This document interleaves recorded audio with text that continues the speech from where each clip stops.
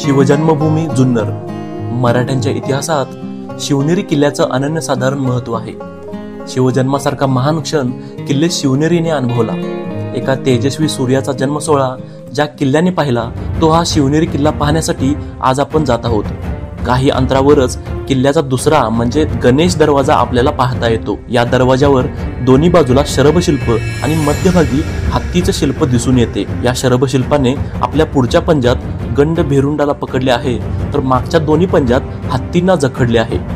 शक्तीचं प्रतीक समजल्या जाणाऱ्या या शरभाची एक आख्यायिका सुद्धा सांगितली जाते.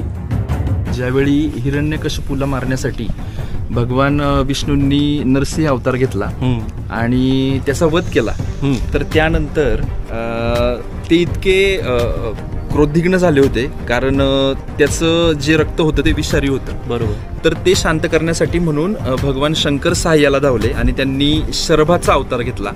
शरभ म्हणजे मानव आणि प्राणी असे दोन्हीही अवयव असणारा प्राणी म्हणता येईल त्याला, पशु म्हणून. त्यानं नरसिंहाला फाडलं आणि त्याचं जे डोकं आहे ते मुकुट म्हणून धारण केलं. जसं की आपल्या घरामध्ये आपण पाहतो की प्रवेशद्वारावर गणपतीची फ्रेम लावली जाते किंवा पंचमुखी मारुतीची फ्रेम लावली जाते, त्याच पद्धतीनं जुन्या काळांमध्ये ह्या ज्या काही वास्तू आहेत या वास्तूला शरभाचं शिल्प कोरलेलं जातं.